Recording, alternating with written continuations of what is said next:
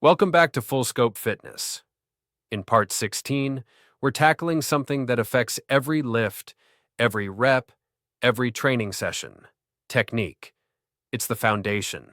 Without it, progress slows and injuries creep in. So today's all about the fundamentals of execution and how to spot lifts safely. Let's start with grips. The way you hold the bar matters more than you think. The most common grips are pronated, palms down, knuckles up, and supinated, palms up, knuckles down. There's also a neutral grip, where palms face each other, often used with dumbbells or specialty bars. And for heavy pulling, you've probably seen the alternated grip, one palm up, one palm down, or even the hook grip, where the thumb gets pinned under the fingers for a tighter hold. Grips should be closed, with the thumb wrapped around the bar. An open or false grip, thumb on the same side as the fingers, might feel comfortable, but it's less secure and can be dangerous, especially under heavy loads. Now let's talk grip width.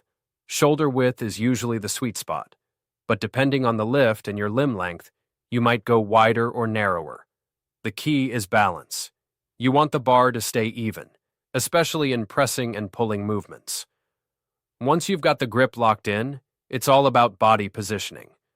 Whether you're standing with a barbell or seated on a machine, stability is the goal. When you're standing, your feet should be just wider than hip width, heels and toes grounded.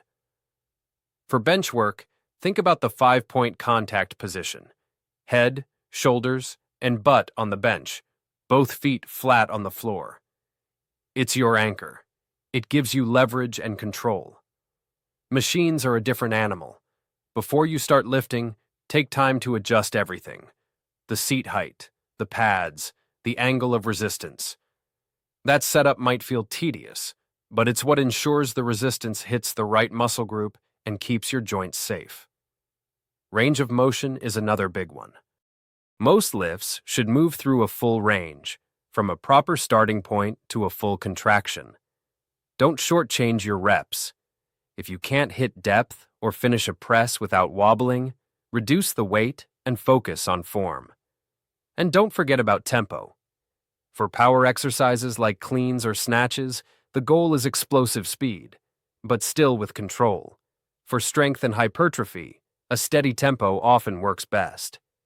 Control the eccentric, push hard on the concentric, and don't just throw the weight around. Now let's talk breathing. It's not just inhale up, exhale down. The most stressful part of a lift, usually right after the transition from down to up, is the sticking point. That's where breathing matters most. Beginner lifters should focus on exhaling through the effort, but for advanced lifters, especially under heavy load, using the Valsalva maneuver, that's where you take a deep breath, brace your core, and hold it through the hardest part of the lift, can help stabilize the spine and keep your torso rigid. Just remember, that breath hold should only last a second or two, and it's not for everyone. Dizziness and high blood pressure can be real risks if misused. Now let's switch gears to spotting. It's one of the most overlooked parts of lifting. A good spotter isn't just someone standing nearby. They're actively watching, ready to assist, and in sync with the lifter. You need a spotter anytime you're doing heavy free weight work over your head, on your back, or directly over your face. Think squats, bench presses, overhead presses. For exercises like front squats or anything unstable, spotting becomes even more important. And remember, dumbbells require more skill to spot than barbells. You're dealing with two independent pieces. In most cases, spot near the lifter's forearms, close to the wrists, and always communicate. Before a set starts, talk through the reps, the help they want, and the plan if something goes wrong. If it's a barbell bench press, the spotter usually uses an alternated grip to unrack the bar, then switches to a supinated grip for spotting, staying close but not interfering unless the bar slows dangerously or stalls completely. Last thing, know your limits. If a lifter is going big, sometimes it takes 2 or even 3 spotters.